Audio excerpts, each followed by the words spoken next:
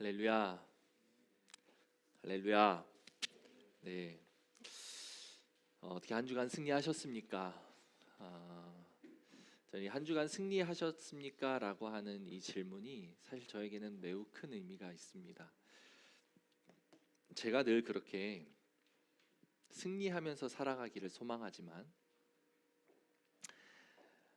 승리하는 게 결코 쉽지 않다는 것을 날마다 깨닫기 때문이에요. 그래서 여러분들도 마찬가지로 그 승리라고 하는 것의 의미가 내가 잘됨이 아니라 번성함이 아니라 내가 축복을 받음이 아니라 나를 지배하고 있는 어떤 죄성, 공중권세 잡은 자들의 그 세력, 그것들과 싸워서 이겼느냐라고 하는 질문이에요. 예수님이 주인된 삶을 일주일 동안 살았습니까? 라고 하는 질문입니다. 하나님을 주님이라고 고백하고 내 삶의 주인이 예수님이라고 고백하며 살았냐? 그것을 실패하며 살지 않았느냐? 감정 조절에 성공했느냐? 부정한 일을 만났을 때 정직함을 유지했느냐? 이런 질문입니다. 저에게도 늘 그래서 오늘 하루 승리했는가? 라고 하는 질문을 하거든요. 여러분들도 저희 승리하셨습니까? 라고 하는 질문에 스스로 한 주를 잠깐이나마 돌아보고 승리했으면 승리한 것에 대한 감사를, 실패했으면 실패로 인한 하나님의 은혜가 필요한 존재임을 깨닫게 된 것에 감사를 이제 그렇게 돌리시면서 하시면 좋을 것 같아요. 이거 꺼도 될 것 같아요. 네, 죄송합니다. 끄고 올라왔으면 좋을 것 같은데 안 추우시죠? 네. 자, 오늘 제목은 믿음. 우리가 계속 아브라함을 통해 믿음을 살펴보고 있는데 세상에서 그리스도인으로 살아가기라고 하는 제목입니다. 창세기 21장 22절에서 34절 말씀입니다. 같이 22절부터 우리 돌아가면서 한번 읽어봅시다. 오늘은 그때 아비멜렉과 그 군대 장관 비골이 아브라함에게 말하여 이르되 네가 무슨 일을 하든지 하나님이 너와 함께 계시도다.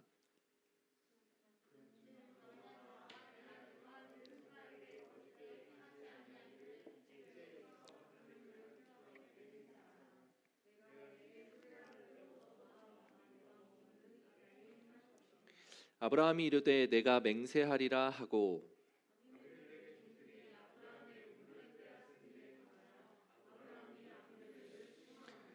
아비멜렉이 이르되 누가 그리하였는지 내가 알지 못하노라. 너도 내게 알리지 아니하였고 나도 듣지 못하였더니 오늘에야 들었노라.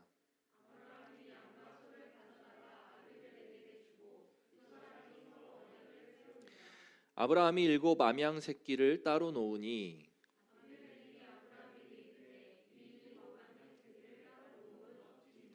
아브라함이 이르되 너는 내 손에서 이 암양 새끼 7을 받아 내가 이 우물판 증거를 삼으라 하고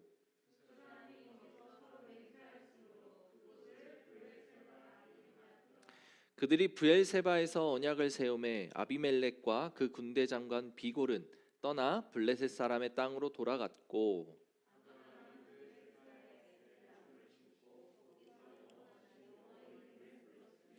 함께 읽겠습니다. 그가 블레셋 사람의 땅에서 여러 날을 지냈더라. 아멘. 우리는 세상에 속해 살아가지만 세상의 사람들과는 구별된 그리스도인이라고 하는 사실을 기억해야 합니다. 그래서 우리 그리스도인들에게 붙여진 이름이 있죠. 그래서 우리는 성도라고 부릅니다. 성자는 거룩할 성자입니다. 이 거룩이라고 하는 단어는 구별됨이라고 하는 단어예요. 세상에서 살아가지만 세상의 법에 지배받지 않고 살아가는 그리스도인, 그것이 성도의 의미입니다. 우리가 그렇게 살아가야 돼요. 오늘 우리 찬양 중에 제가 너무 은혜 받은 찬양이 있는데 오늘 주제랑 아주 일맥상통합니다. 하나님의 백성이라고 하는 의미, 하나님 나라의 백성이라고 하는 의미를 우리는 잘 기억해야 돼요. 오늘 본문에 나오는 말씀이 믿는 자들, 그리스도인, 성도는 어떻게 살아야 하는가에 대한 메시지라고 받고 그 가운데서 내게 주신 도전과 말씀들을 취하는 저와 여러분들 되기를 소망합니다. 이제 아브라함은 이제 이삭을 낳았고, 그리고 가정의 문제였던 하갈과 이스마엘을 내보내는 것까지 했어요. 이제 그러고 나서 이제 아브라함에게 22절에 보면 그때 아비멜렉과 그 군대 장관 비골이 아브라함에게 말하여 이르되 라고 이야기를 하는 거예요. 그러니까 아비멜렉과 비골, 우리 20장에서 살펴봤죠. 블레셋 왕의 직함이고 블레셋 군대 장관의 직함이다. 그래서 왕이 군대 장관, 오늘날로 따지면 국방부 장관을 데리고 아브라함을 찾아온 거예요. 자, 지금 아브라함은 어디에 있죠? 블레셋 사람의 땅에 여전히 거하고 있는 중입니다. 아브라함은 여전히 그 이방 나라의 땅에 거하고 있는 중이에요. 그 영토는 블레셋에 속한 영토예요. 속한 곳에서 그 나라의 왕이 군대 장관, 국방부 장관을 데리고 아브라함을 방문했다. 자, 여러분, 사람을 찾아갈 때 누가 보통 그 사람을 찾아가고 방문합니까? 아쉬운 사람이죠. 아쉬운 사람이 찾아가요. 또는 손 아랫사람, 또는 힘이 없는 사람이 상대방을 찾아갑니다. 그래서 제가 여러분들을 찾아가죠. 그죠? 아쉬운 건 저니까. 근데 물론 이제 요즘 제가 매여 있다 보니까 좀 종종 부르긴 하는데 보통은 찾아가요. 아쉽고 급한 사람, 또는 뭔가가 요구할 것이 있는 사람이 그 부탁을 들어줄 힘 있는 사람을 찾아가는 것이 일반적입니다. 이 당시에는 아마 더 했겠죠. 생각해 보십시오. 아브라함은 일개 부족의 족장일 뿐입니다. 거느리고 있는 식솔이 비록 적지 않고 이룬 부가 클 수 있어도 그럼에도 불구하고 그냥 일개 부족의 족장이에요. 왕이라고 불리는 블레셋이라고 하는 나라의 왕이라고 불리는 사람의 권세와 비할 바가 아니었겠죠. 심지어 아브라함은 땅도 없었고 이룬 어떤 것에 대한 것도 없었던 상태예요. 그런데 그 블레셋이라고 하는 강력한 나라의 왕이 아브라함을 찾아갔다. 왜 찾아갔는가? 늘 살펴보면서 우리 오늘 말씀을 시작하면 좋을 것 같습니다. 보면 내가 무슨 일을 하든지 하나님이 너와 함께 계시도다. 블레셋의 왕인 아비멜렉이 하는 고백입니다. 아비멜렉은 하나님을 잘 알았을까요? 아니요. 하나님 잘 알지 못하는 왕이었습니다. 이 아비멜렉이 하나님을 경험했던 건 아마도 20장에 나왔던 아브라함을 통해서 하나님을 경험한 게 직접 경험한 첫 경험이었을 거예요. 그 경험을 통해 이 사람에게, 이 아비멜렉에게 믿음이 생겼을까요? 그렇지 않습니다. 믿음이 생겼다라고 하는 것을 우리는 어디에서도 발견할 수 없어요. 그냥 하나님이라고 하는 여러 그 당시에 섬겼던 신들 중에 한 신인데, 한 존재인데 뭔가 좀 강력해 보이고 뭔가 좀 위대해 보이는 신을 이 아비멜렉은 발견한 겁니다. 그리고 그 신의 선지자인 아브라함이 범상치 않음을 20장에서 이미 경험을 했고, 자기네 땅에 들어와서 살고 있었기 때문에 그 존재가 어떤 존재인지에 대해 아마도 수하들을 시켜서 조사를 했겠죠. 그리고 아브라함의 삶에 나타난 기적적인 역사들을 이 아비멜렉은 보았을 것입니다. 창세기 12장에서 아브라함은 가나안이라고 하는 땅으로 넘어왔죠. 블레셋과 인접해 있었던 그 땅에 이방인으로 찾아온 아브라함의 족적과 행적은 아마도 그 블레셋의 왕인 아비멜렉을 통해 여러모로 조사가 되었겠죠. 그러니 20장에서 그 사돈을 맺으려고 아비멜렉이 시도를 했겠죠. 아브라함의 누이라고 알고 있었던 사라를, 그 할머니 사라를 취하려고 했던 것은 아브라함과 어느 정도의 그 화친적인 그 이야기라고 설명을 했지 않습니까? 이제 그런 것들을 아비멜렉은 조사를 했겠죠. 13장에서 12장에서 애굽에 내려갔던 아브라함이 그곳에서도 자기네 나라 블레셋보다 훨씬 더 강력했던 애굽에서도 바로 왕이라고 하는 강력한 왕으로부터 그 속임과 거짓을 했던 것에 대한 책망과 벌을 받은 게 아니라 어마어마한 그 뭐라고 해 지참금을 챙겨서 돌아온 아브라함, 그것을 발견했겠죠. 왜? 하나님이 함께 하셔서, 하나님 기적적인 일로 아브라함을 돌보셔서 그것을 발견했겠죠. 그리고 나서 13장에 보니까 조카 롯을 선대하여, 이미 그 롯과 아브라함의 부가 거대해져서 같이 한 땅에 살 수 없음을 발견하고 롯을 롯이 보기에 좋은 땅이었던 소돔으로 보냈었던 아브라함의 행적에 대해서 이 아비멜렉은 보았겠죠. 소돔 땅에 거주했던 롯, 그 아브라함이 롯을 선대했었던 모습, 그것을 이미 다 알았을 것입니다. 소돔에 거주했던 롯은 북방의 네 왕의 연합국이었던 그돌라오멜 외에 세 명의 왕의 연합군을 통해서 멸망했고 잡혀가는 상황에서 아브라함은 그 강력한 제국의 연합군들을 집에서 길리운 가신들로 쳐 부쉈던 일을 보았을 것입니다. 아비멜렉은 그것을 보고를 통해 알았겠죠. 그리고 나서 취했던 수많은 전리품들, 그 가나안 땅 지역을 돌면서 정복 전쟁을 일으켰던 그 군대로부터 빼앗은 수많은 전리품들을 아브라함은 단 하나도 취하지 않는 기적과 같은, 아니 그 당시 사람들의 상식으로 봤을 때는 아니 어떻게 그것을 포기할 수 있지라고 생각할 만큼의 그 어마어마한 전리품을 취하지 않는 모습을 또한 아비멜렉은 알았을 거예요. 어떻게 그럴 수 있습니까? 전리품을 취하는 것은 그 당시 전쟁의 어떤 풍습과 전쟁의 문화로 비추어 봤을 때 당연히 해야만 하는 권한이었고 권리였는데, 그것을 하나도 취하지 않고 자기의 속한 이들의 분깃만 취하고 돌려보낼 수 있었던가? 아비멜렉은 그것을 보면서 이 사람은 도대체 뭐지? 라고 생각을 했을 겁니다. 계속해서 아브라함을 통해서 이어지는 축복들을 발견하다가 20장에서 자기와 직접 만났던 아브라함은 어마어마했을 겁니다.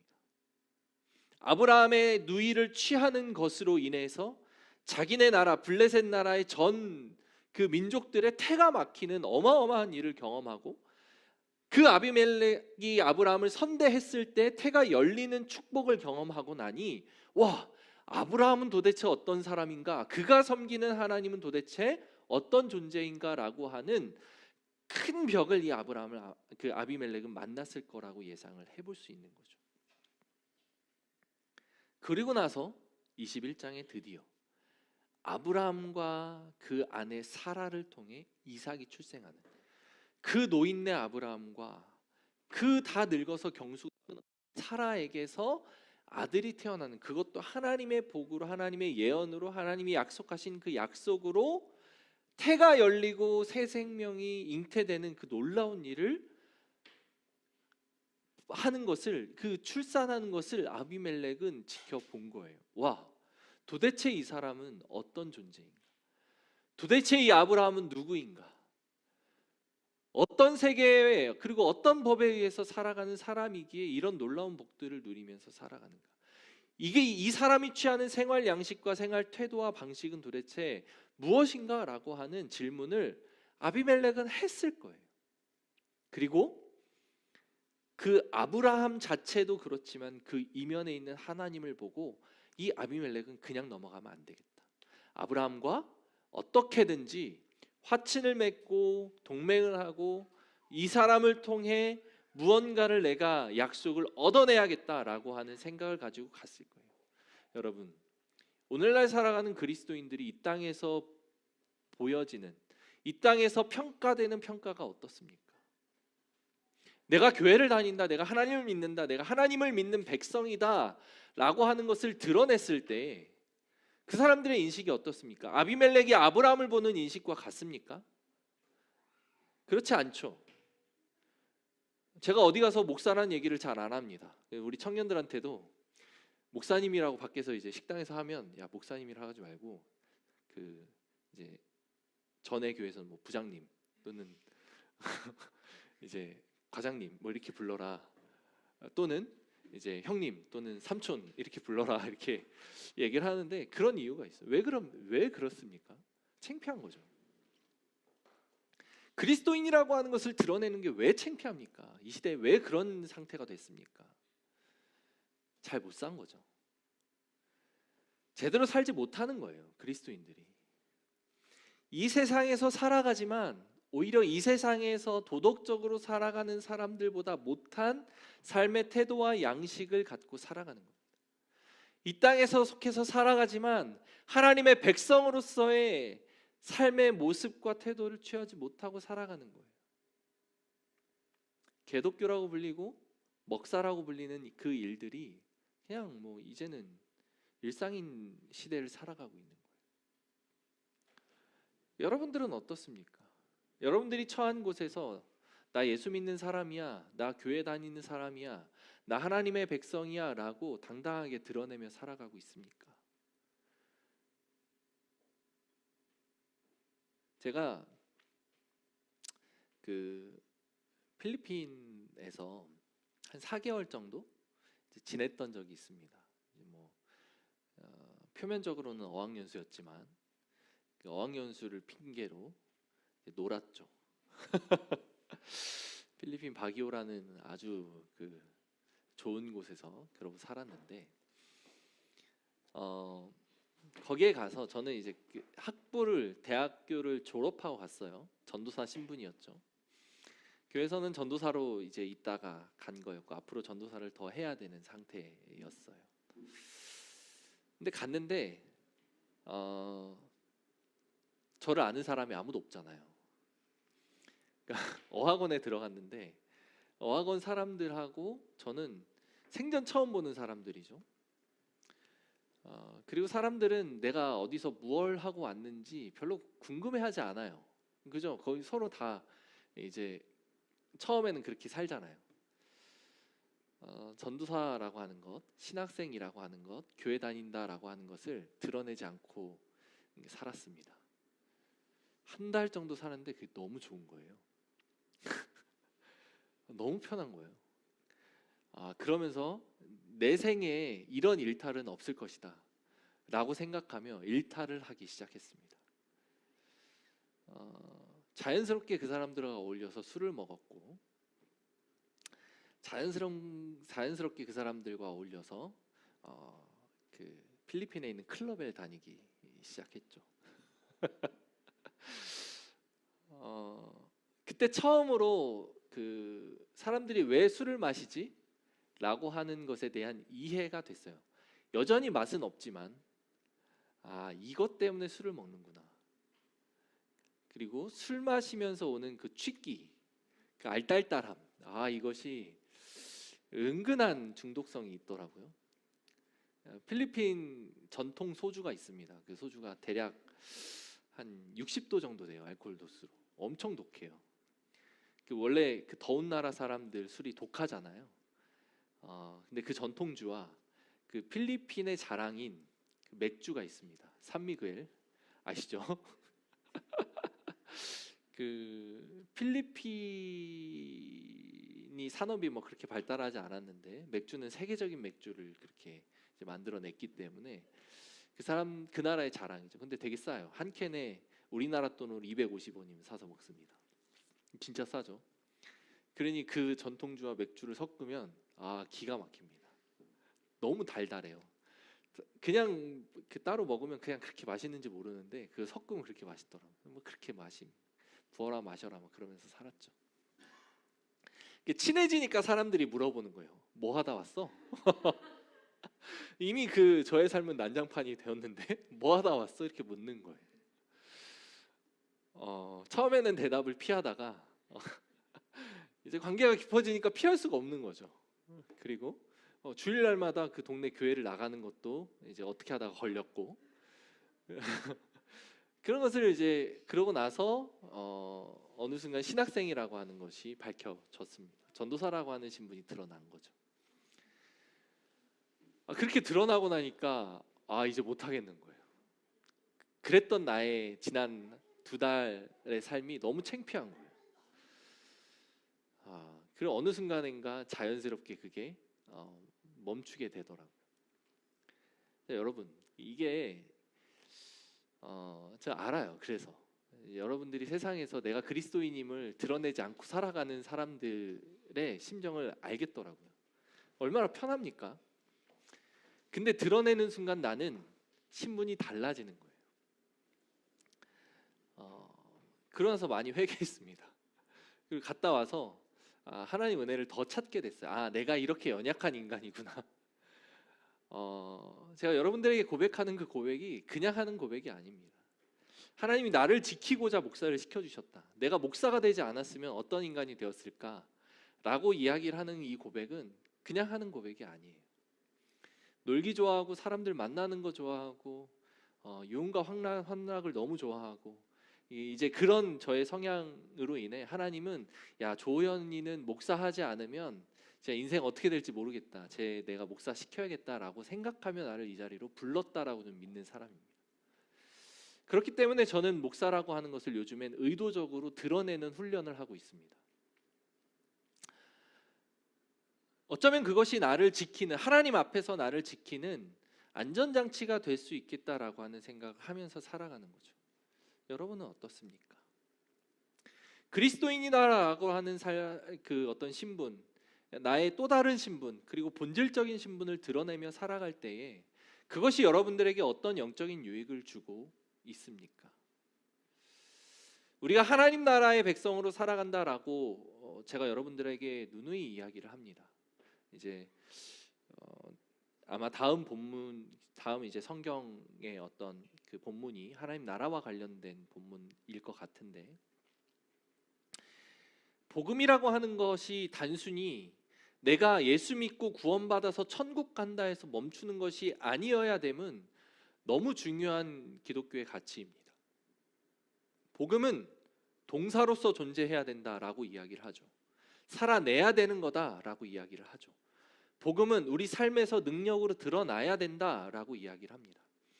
세상을 살아가면서 아비멜렉이 아브라함을 보았을 때 내가 너를 보니 네 안에서 역사하시는 하나님이 보이더라 라고 하는 고백을 들을 수 있어야 되는 거예요. 그래서 세상의 권세자들이 아브라함에 찾아온 것처럼 사람들이 나에게 와서 물어야 되는 거예요. 너의 삶은 왜 그래? 너의 삶은 어떻게 그럴 수 있지?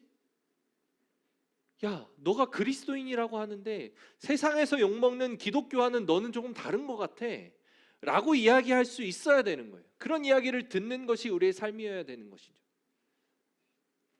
아브라함은 그런 삶을 살았어요. 비록 우리 눈에는 철없어 보이고 많이 부족해 보이고 형편없는 모습으로 보였을지라도 아브라함은 꾸준하게 하나님이 이끄시는 그 믿음의 사람으로 성장해 왔고, 그러면서 때로는 기적을 만나기도 했고, 때로는 양보하기도 했고, 때로는 조건 없이 롯을 보냈던 것처럼 보내기도 했고, 그 소돔과 그 고모라 사람들을 구원해내면서 얻은 수많은 전리품들을 바보같이 포기하기도 했고, 그런 삶을 살아냈어요. 하나님의 이끄심으로, 인도로. 그리할 때 주변의 사람들이 아브라함을 보며 저 사람은 왜 저렇게 살아가지? 라고 하는 물음표를 던졌다는 말이죠. 저와 여러분들의 인생은 어떻습니까? 아브라함은 그런 인생을 살았다라고 이야기를 하는 겁니다. 좀 더 살펴보겠습니다. 23절에 보면 그래서 22절에 내가 무슨 일을 하든지 하나님이 너와 함께 계시도다 라고 하는 이야기를 아비멜렉을 통해서 들은 거죠. 23절에는 그런즉 너는 나와 내 아들이 내 손자에게 거짓되이 행하지 아니하기를 이제 여기서 하나님을 가리켜 내게 맹세하라. 내가 내게 후대한 대로 너도 나와 내가 머무는 이 땅에 행할 것이니라. 너는 나와 내 아들과 내 손자에게 거짓되이 행하지 아니하기를, 이건 이제 아까 아마 아브라함이 20장에서 아비멜렉에게 자기 아내 사라를 누이라고 속인 것 때문에 아비멜렉이 약간 상처가 있었던 것 같아요.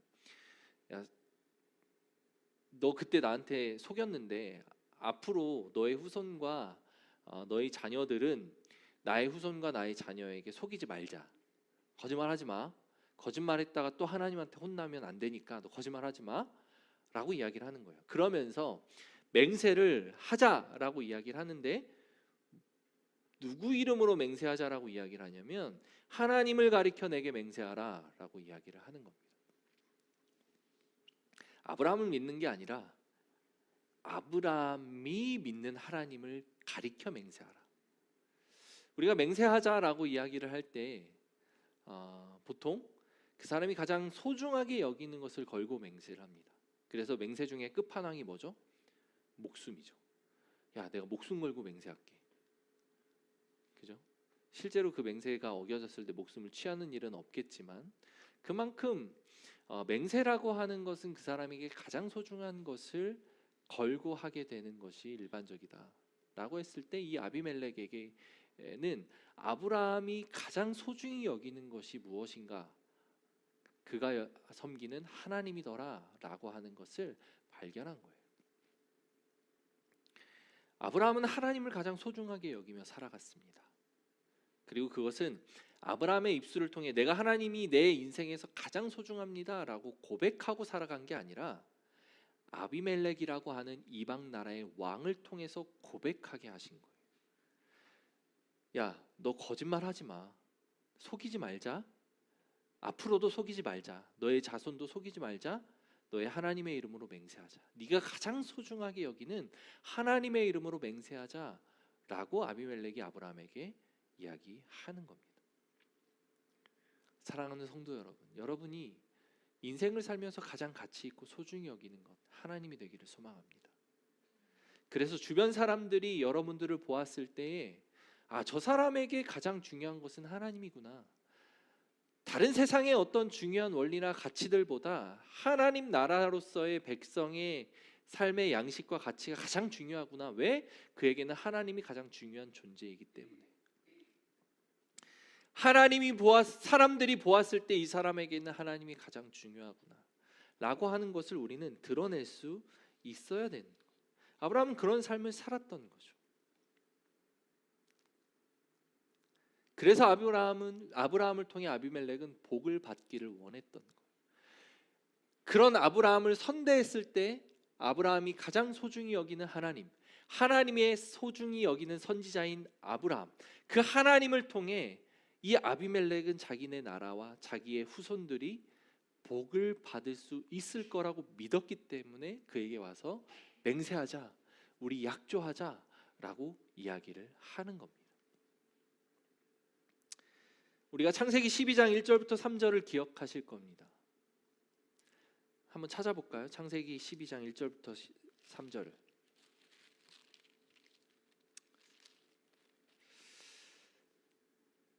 같이 한번 찾으신 분들 있으면 읽어봅시다. 여호와께서 아브라함에게 이르시되 너는 너의 고향과 친척과 아버지의 집을 떠나 내가 내게 보여줄 땅으로 가라. 내가 너로 큰 민족을 이루고 내게 복을 주어 내 이름을 창대하게 하리니 너는 복이 될지라. 너를 축복하는 자에게는 내가 복을 내리고 너를 저주하는 자에게는 내가 저주하리니 땅의 모든 족속이 너로 말미암아 복을 얻을 것이라 하신지라. 아멘. 자, 너는 복이 될지라, 복의 근원이 될지라. 너를 축복하는 자에게는 내가 복을 내리고 너를 저주하는 자에게는 내가 저주하리니 땅의 모든 족속이 너로 말미암아 복을 얻을 것이라. 하나님이 아브라함에게 주셨던 첫 번째 언약이고 약속입니다. 축복입니다. 그것이 이제 아브라함을 통해 점차적으로 이루어지는 것을 오늘 이 아브라함, 이방의 왕을 통해서 확인이 되는 거예요. 이 아비멜렉은 아브라함을 통해서 복을 받을 수 있을 거라고 하는 확신이 있었기 때문에 아브라함에게 나아온 거죠. 우리는 아브라함의 후손입니다. 영적인 후예죠. 아브라함이 계승한 그 영적인 유산을 물려받은 사람들입니다. 믿음의 백성이죠. 우리를 통해 세상은 복을 받게 될 것입니다. 우리를 통해 세상은 하나님이 주시는 그 복을 누리게 될 거예요. 첫 번째 복은 예수를 아는 복일 것이고, 두 번째 복은 인생에서 누리는 실제적인 자유를 누리게 되고 저주로부터 해방되는 그 복을 누리게 돼야 되는 거예요. 그게 우리가 이 땅에서 살아가야 하는 삶의 양식이고 태도여야 되는 겁니다. 아브라함의 인생을 통해서 우리는 그것을 알 수 있어요. 넘어지고 때로는 못난 모습, 때로는 정말 얼간이 같은 모습을 보이는 아브라함이라 할지라도 점차적으로 그런 모습을 보이고 순간순간 섬기고 순간순간 포기하고 그렇게 했던 모습들 속에서 우리는 이 아브라함의 모습을 발견할 수 있고 그것을 믿음의 조상으로 여기고 따라갈 수 있는 믿음의 사람이 되어야 한다라고 하는 것이죠. 근데 이때 이어서 보면 아브라함이 이르되 내가 맹세하리라 하고 25절에 보니까 이런 말씀이 나옵니다. 아비멜렉의 종들이 아브라함의 우물을 빼앗은 일에 관하여 아브라함이 아비멜렉을 책망하매 아비멜렉이 이르되 누가 그리하였는지 내가 알지 못하노라. 너도 내게 알리지 아니하였고 나도 듣지 못하였더니 오늘에야 들었노라. 자, 이게 무슨 말입니까? 아브라함이 기근으로 인해 그 블레셋 땅으로 갔죠. 20장에서 넘어갔습니다. 갔을 때 아마도 우물을 팠던 것 같아요. 그 당시 고대 근동, 지금도 마찬가지죠. 그 광야, 사막과 같은 곳에서 우물은 생명줄입니다. 물이 없으면 살지 못하죠. 그러니 우물을 파고 우물을 소유하는 것은 어쩌면 그 부족과 그 땅의 그 강성함을 상징하는 것과도 같아요. 우물의 소유는 너무도 중요한 이슈입니다. 땅을 판다고 다 우물이 되는 건 아니지 않습니까? 그러니 땅을 팠을 때 우물이 터져 나와서 그 우물을 지키고 소유하는 것이 되게 중요한 이슈인데 아브라함은 그 땅에 가서 우물을 팠던 것 같아요. 근데 판 우물이 그 땅 블레셋 사람의 그 백성들에게 민족들에게 빼앗긴 거죠. 빼앗겼는데 중요한 건 아브라함은 어떤 조치도 하지 않았었다 라고 하는 것을 우리는 주목해 봐야 될 것 같습니다. 자, 지금 아브라함은 하나님의 능력을 완벽하게 체험하고 있어요. 20장에 블레셋 땅에 가서 사라를 누이라고 속이고 그 사라가 왕에게 팔려갔을 때에 하나님이 그 블레셋 나라의 태를 막으신 것을 아브라함은 경험을 했어요. 그리고 블레셋 왕이 그것으로 인하여 아브라함을 선대하여 어마어마한 양의 재물을 지참금으로 주었죠. 뺏지 않습니다.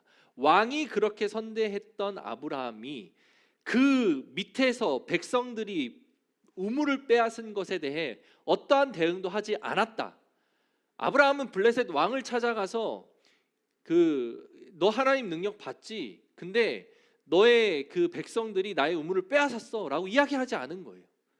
그리고 자기의 백그라운드된 전능하신 하나님, 천지를 창조하신 그 하나님, 나에게 복의 근원이 되겠다 말씀하신 하나님 앞에 가서 하나님, 이 블레셋 백성들이 나의 우물을 빼앗았습니다 라고 고하지 않습니다. 심지어 집에서 길리운 318명의 용사들이 있어서 그 북방의 연합군을 쳐부쉈을 만큼 힘이 있었던 아브라함이었음에도 블레셋과 전쟁하거나 그 우물을 빼앗기 위한 어떠한 강압적인 조치도 하지 않았었다라고 하는 것을 우리는 기억해야 돼요. 그리스도인의 삶의 양식은 내가 하나님을 어떻게 드러내야 하는가라고 했을 때 철저합니다. 신약에서 예수님이 가르치는 가르침은 너무도 일관됩니다. 섬기고 헌신하고 포기하고 손해봐라, 사랑하라. 이게 그리스도인으로서 이 땅에서 하나님을 드러내는 가장 완벽한 방법이에요. 어떻게 그렇게 바보같이 헌신하고 희생하고 살 수 있지? 라고 하는 것이 아브라함의 삶에서도 있었던 거예요. 소돔과 고모라의 그 전쟁에서 전리품을 포기한 것, 자기 조카 롯을 좋은 땅으로 먼저 보낸 것, 이것에서 그치는 게 아니라 삶에서 나타나는 순간순간의 모습들이 아브라함은 그럼에도 불구하고 하나님이 채우시겠지, 그럼에도 불구하고 나는 포기하고 희생하고 살아갈 수 있지라고 하는 삶의 양식을 유지하고 살았더라 라고 하는 것을 오늘 이 짧은 본문에서 우리는 알아볼 수 있는 거예요. 아브라함은 얘기하지 않았어요. 그 백성을 탓하지도 않았고 그 왕에게 따지지도 않았습니다. 무엇을? 우물을, 생명줄과 같은 그 우물을 자기가 파서 소유하고 당당하게 권리를 주장할 수 있었던 그 우물을, 마땅하게 가져야 마땅했던 그것을 소유하는 것을 주장하지 않았다라고 하는 사실을 우리는 기억해야 됩니다. 그러니 아비멜렉이 놀라는 거죠. 야, 나 처음 알았어. 너도 얘기 안 했고 밑에 사람들도 나에게 얘기하지 않았어 라고 이야기를 하는 거죠. 그리고 아브라함이 양과 소를 가져다가 아비멜렉에게 주고 두 사람이 서로 언약을 세우니라. 그리고 30절에 아브라함이 이르되 너는 내 손에서 이 암양 새끼 7을 받아 내가 이 우물을 판 증거를 삼으라 라고 하고, 31절에 그들이 두 사람이 거기서 서로 맹세하였으므로 그곳을 브엘세바라 이름하였더라. 그들이 브엘세바에서 언약을 세우매 아비멜렉과 그 군대 장관 비골은 떠나 블레셋 사람의 땅에 돌아갔고, 이 우물은 브엘세바라고 불리게 됩니다. 브엘은 우물이라고 하는 뜻이고, 세바는 원래는 일곱 우물이라고 해서 7이라고 하는 의미인데, 이 7은 숫자의 의미상 맹세 또는 언약을 상징해요. 그래서 이 브엘세바라고 하는 우물을 맹세의 우물이라고 해석을 하기도 하죠. 맹세의 우물이 된 거예요. 언약을 한 거죠. 사랑하는 성도 여러분, 우리의 삶의 양식은 세상에 속해서 살아가서 경쟁, 남의 것을 빼앗아야 하는 치열한 경쟁 사회 속에서, 남을 짓밟아야 내가 올라갈 수 있는 그런 사회 속에서 우리는 어떤 삶의 태도와 양식을 유지해야 되는가? 이것은 매우 중요한 이슈입니다. 교회에서 예배를 잘 드리고 교회 안에서 잘 섬기는 것이 중요한 게 아니에요. 그것은 시작점이고, 그것이 되었다면 이제는 세상에서 나는 그리스도인으로 살아가야 한다. 세상에 속해 있지만 나의 신분은 하나님 나라에 속한 하나님 나라의 백성이다. 세상에 대한민국의 국민으로 살아가지만, 대한민국 국적을 가지고 살아가지만 나의 진정한 시민권은 하늘에 있다. 나를 지배하는 나의 법은 하늘에 속한 법이다 라고 하는 고백을 하며 살아갈 수 있는 저와 여러분들 되기를 소망합니다.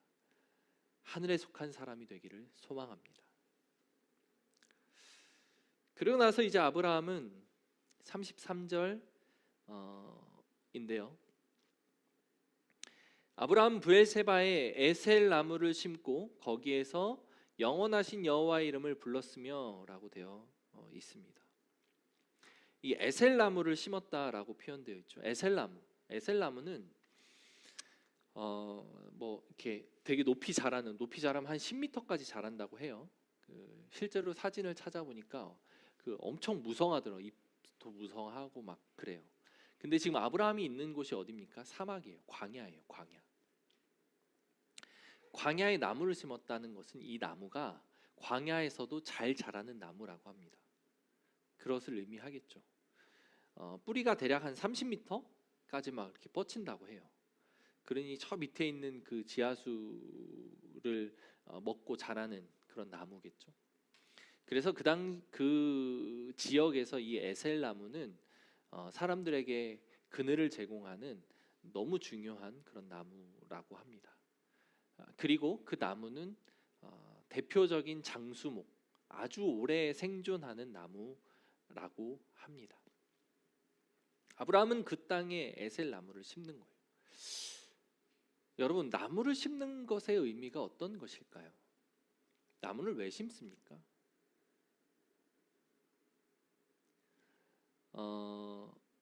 우리가 여기 지나다닐 때 아직도 마곡 땅에 공터가 많잖아요. 근데 이제 그 공터에 가서 내가 내일 지구가 멸망하더라도 나는 오늘 사과나무를 심겠다 하면서 가서 사과나무를 심어. 그럼 사람들이 뭐라고 얘기할까요? 미친놈이라고 하겠죠. 왜? 남의 땅이니까. 그리고 그 땅에 언제 건물이 들어설지 모르니까. 사과나무 열매를 보기도 전에 그 사과나무가 사라지는 것은 눈에 보듯 뻔하니까. 그죠? 나무를 심는다는 것의 첫 번째 의미는 뭐냐면 그 땅이 내 땅이다라고 하는 것을 상징해요. 아브라함이 거기에 에셀나무를 심었을 때 그 땅이 내 땅이 될 것이다라고 하는 확신이 없었더라면 나무를 왜 심겠습니까? 거기에 내가 이방 나그네고 잠깐 거주하는 곳에 나무를 심는다? 왜? 심을 이유가 없죠. 나무를 심는다는 것은 그 땅이 내 땅이 될 것이다라고 하는 확신이 있기 때문인 거예요. 하나님이 약속하신 가나안, 하나님이 아브라함에게 가나안 땅을 약속하셨고 그 땅이 이제 아브라함이 될 것이다라고 하는 확신이 아브라함에게 그동안엔 없었는데 이제는 하나님을 본 거고 그 약속에 대한 온전한 믿음이 생긴 거예요.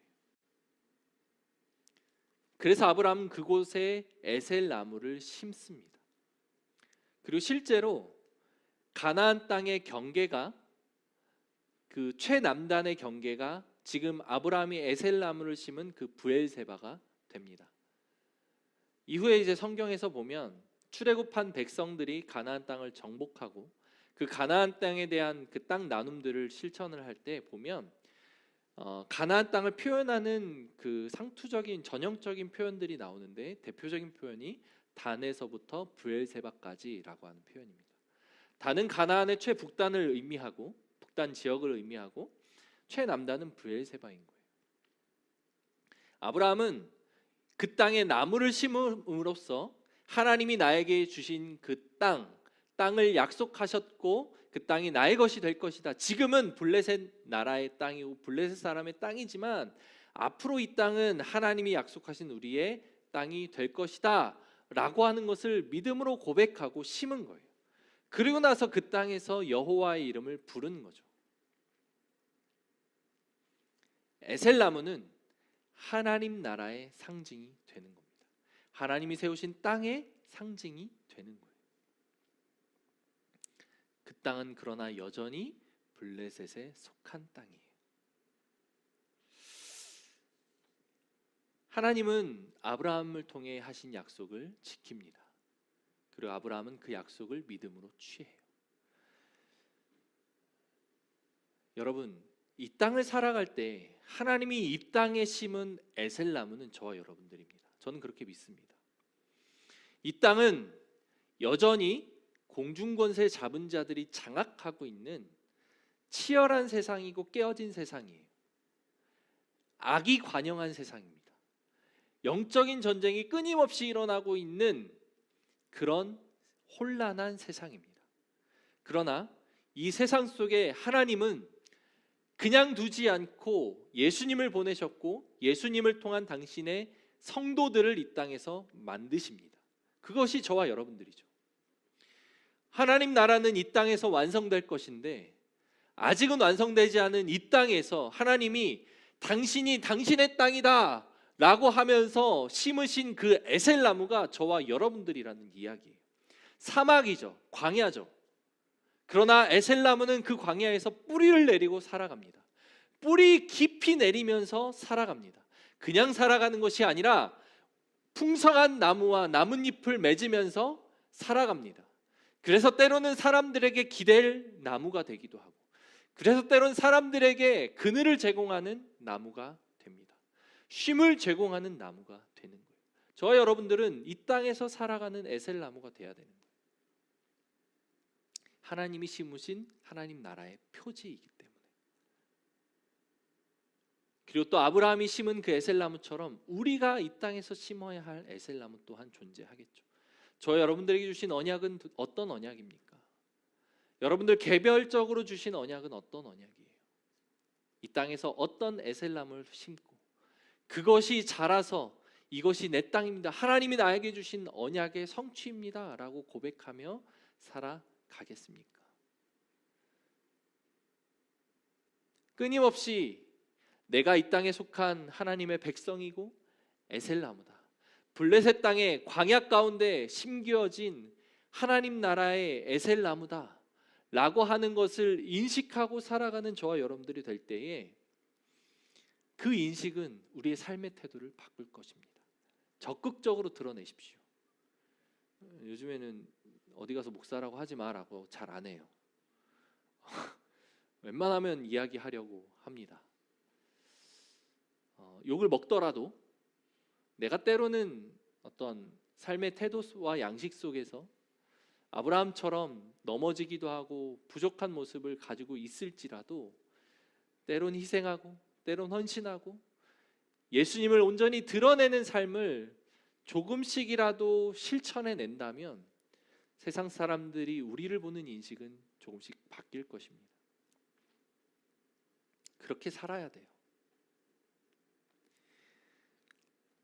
이 땅을 살아가는 믿음의 백성으로서의 삶, 세상에서 그리스도인으로 살아가는 삶, 그것이 아브라함의 삶과 같아야 한다라고 저는 믿습니다.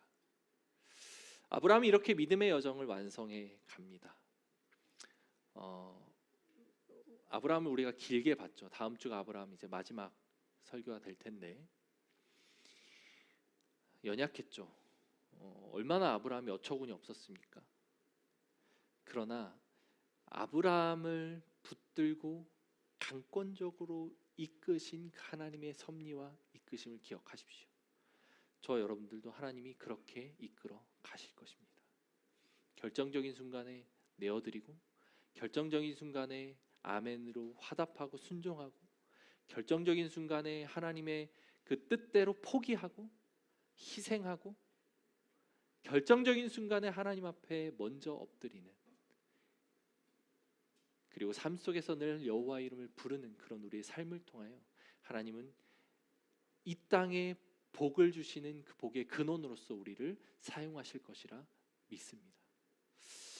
같이 우리 기도합시다. 기도할 때 그 찬양을 같이 했으면 좋겠는데요. 시간을 뚫고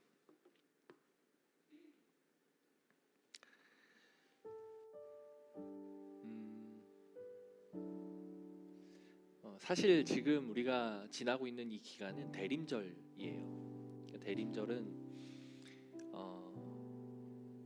예수님이 이 땅에 오신 성탄을 기념하고 성탄을 준비하는 기간입니다.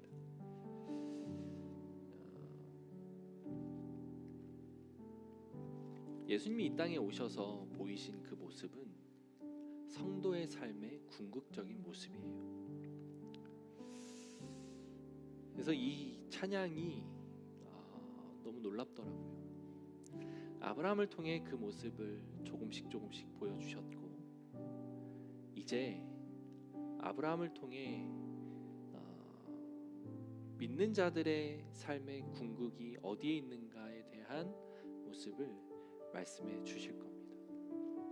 그리고 그 끝은 예수 그리스도로 마침표가 될 거예요. 여러분, 저 여러분들이 하나님 나라의 백성으로서의 삶의 양식을 취하고 살아가기가 얼마나 어렵습니까? 저도 잘 알고 있어요. 그러나 우리가 그렇게 살 수 있는 유일한 이유는 무엇이죠? 바로 나 때문에 죽으신 예수 그리스도의 죽음을 알기 때문이에요.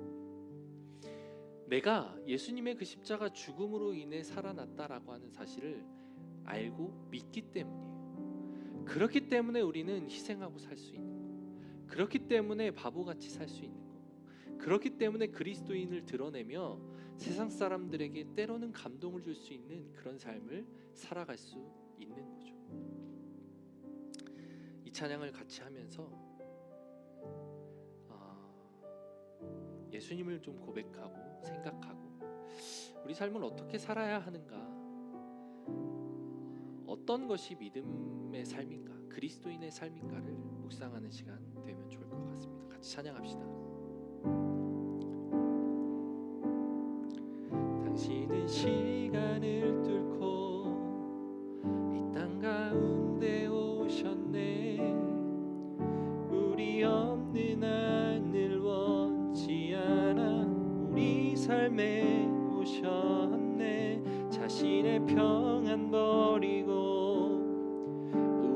평안 주셨네. 가장 낮은 자의 모습으로 우리 삶에 오셨네.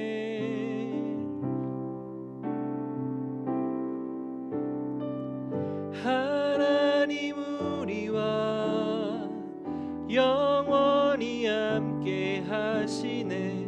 꿈 없는 우리에게 그 나라 보여주시네. 연약한 자들의 친구가 되어 주시고 힘없는 우리의 인생을 위로하시네.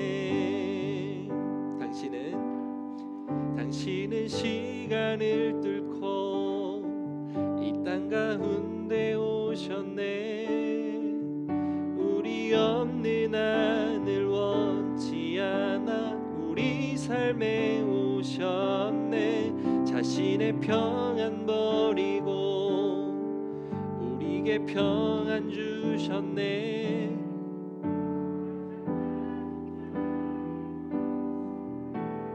우리 삶에 오셨네. 아멘. 하나님 우리와 영원히 함께 하시네. 꿈 없는 우리에게 그 나라 보여주시네. 연약한 자들의 친구가 되어주시고 힘없는 우리에게 인생을 위로하시네. 이 시간 우리 같이 기도합시다. 이 찬양의 가사가 우리가 그런 삶을 살 수 있는 이유가 되는 것 같아요. 예수님의 삶을 생각할 때에 우리가 그 삶을 따를 수 있습니다. 복음은 단순히 우리가 천국 간다라고 하는 것을 이야기하지 않습니다. 복음은 이 땅에서 살아내야 되는 거예요. 그것이 그리스도인의 삶의 모습이어야겠습니다. 구별된 성도의 삶의 모습이어야 돼요. 지혜롭게 살아야 하고 치열하게 살아야 합니다. 열심히 살아야 하고 자본주의 사회 속에서 정복해 가며 살아야 합니다. 그러나 그것이 남의 것을 취하고 착복하고 또는 짓밟고 끊임없는 무한 경쟁 속에서 내 것을 악착같이 취하는 그런 모습이 아니라 넓은 마음으로 베풀기도 하고 넓은 마음으로 때론 희생하기도 하고 넓은 마음으로 때론 내가 손해를 보기도 하는, 그럼에도 예수를 보며 참고 예수를 보며 인내하고 예수를 보며 감사하며 그 모든 상황들을 받아들이는 그것이 우리 그리스도인들의 삶이어야겠습니다. 고통 중에 있을지라도 감사할 수 있고 치열한 삶의 현장 속에서 낭망할지라도 행복하고 기쁘다라고 고백할 수 있는 그런 삶, 그것이 예수가 십자가에 당신을 내어 죽임으로써 우리에게 선물한 삶이 아니겠냐는 거죠. 그 삶을 취해야 되고 그 삶을 살아야 합니다. 그래서 세상 사람들이 우리를 볼 때에 이 아비멜렉의 고백처럼, 와, 너는 어떻게 그렇게 살 수 있는가? 너를 보니 하나님을 내가 알 수 있노라. 너를 보니 내가 하나님의 복을 나도 너를 통해 누리고 싶구나. 어떻게 하면 되겠니? 내가 어떻게 하면 너와 같은 삶의 양식을 취할 수 있겠니? 나도 네가 믿는 하나님 한번 믿어볼까? 나도 네가 다니는 그 교회 한번 가보고 싶다. 이런 이야기가 나오게 하는 것이 성도의 모습이고 하나님 나라에 속한 사람의 모습이어야 된다는 사실입니다. 여러분, 그런 삶이 우리의 삶이어야 되지 않겠습니까? 예수를 믿는다라고 고백하며 살아가는 우리의 삶이 그런 삶이어야 되지 않겠냐는 거죠. 이기적이고 나만 알고 세상 사람들이 어떤 피해를 보든 상관없이 우리 교회만 생각하는 그런 이기적인 그리스도인의 모습이 우리 모습이 아닌 거죠. 어떻게 해야 합니까? 예수님을 생각하십시오. 어떻게 해야 합니까? 예수님의 삶을 묵상하십시오. 어떻게 해야 합니까? 예수님이 가르쳐 주신 그 말씀을 바라보십시오. 그러면 답은 간단합니다. 하나님, 우리가 그런 삶을 살기를 원합니다. 이 시간 우리가 같이 입술을 열어 고백할 때 우리의 삶을 돌이키고 우리의 삶을 반성하고 내가 그리스도인임을 드러내는 것을 주저했다면 이제 드러내게 하여 주옵소서. 그런 삶을 살기에 부끄러운 삶을 살고 있었다면 그것을 드러내며 살아가는 우리가 되게 하여 주시옵소서. 그렇게 같이 고백하고 이 시간 입술을 열어 하나님 앞에 기도합니다. 기도하겠습니다. 하나님 감사합니다. 사랑하는 주의 백성들, 사랑하는 우리 고백교회 성도님들, 주님을 고백하며 주님의 백성으로 살아가길 원하는 주의 백성들입니다. 하나님 이 땅 가운데 그리스도인으로 세워주셨습니다. 하나님 이 땅 가운데 예수 믿는 사람으로 부르셨습니다. 예수 믿는 자로 살아갈 때 우리는 어떤 모습을 취해야 합니까? 세상에서 살아가지만, 세상에 속해서 살아가지만 세상의 법칙이 지배받지 않고 하나님 나라의 법으로 지배받고 하나님 나라의 법으로 살아가는 그런 그리스도인이 되어야 하는 것 아니겠습니까? 아버지 하나님, 그런 믿음의 경지에 이르는 우리가 되게 하여 주옵소서. 그런 믿음을 취하는 우리 성도님들 될 수 있도록 하나님 역사하여 주옵소서. 때론 손해보고 때로는 바보 같다는 이야기를 들을지라도 그리스도인으로 살아내는 것이 우리에게 맡겨진 사명, 하나님이 우리를 이 땅에 심으신 에셀나무와 같은 역할을 하는 그런 믿음의 행보, 믿음의 발걸음, 믿음의 삶이 우리의 삶이 되어야겠사오니 하나님, 그렇게 살아내겠습니다. 그렇게 살아가겠습니다. 고백하며 살아가는 우리가 되게 하여 주시옵소서. 하나님, 믿음의 발걸음을 내딛는 귀한 주의 백성들에게 용기를 허락하시고 아버지 하나님, 담대한 믿음 허락하시고 그것들을 해낼 때에 얻는 참된 평화와 위로와 기쁨을 선물하여 주시는 그 하나님 온전히 신뢰하는 우리 모든 백성들 될 수 있도록 주여 역사하여 주옵소서. 하나님, 사랑하는 주님의 백성들, 주님의 성도들, 아버지, 이 믿음의 고백과 오늘 주신 이 하나님의 말씀이 때론 우리에게 무게가 되고 때론 우리에게 큰 부담으로 올 수 있습니다. 그러나 하나님, 이것이 예수님이 말씀하신 십자가를 지는 삶이 아니겠습니까? 예수님이 십자가를 지신 삶을 따르는 당신의 제자로서의 삶이 아니겠습니까? 주님, 그런 삶을 살겠습니다. 입술을 열어 다짐하고 고백한 주의 백성들을 하나님 기억하시고 지금 마음에서 잃었던 이 다짐과 고백들이 삶에서 지켜지고 하나씩 하나씩 성취되어 하나님의 그 열매를 볼 수 있는 귀한 주의 백성들 될 수 있도록 하나님 역사하여 주옵소서. 그 은혜가 우리에게 있어야겠습니다. 그 은혜대로 살아가는 우리가 되게 하여 주옵소서. 감사드리며 살아계신 예수님의 이름으로 기도합니다. 아멘. 이제는 우리를 구원하신 예수 그리스도의 은혜와 하나님의 사랑과 성령의 교통하심이 오늘 이 말씀을 통해 하나님, 내가 이 땅에 심겨진 에셀나무입니다. 이 땅은 여전히 악하고 이 땅은 여전히 공중권세 잡은 자들로 인하여 혼탁하지만 하나님 나라를 상징하는 에셀나무, 하나님의 백성을 상징하는 에셀나무로서 내가 이 땅에서 존재하기를 소망합니다.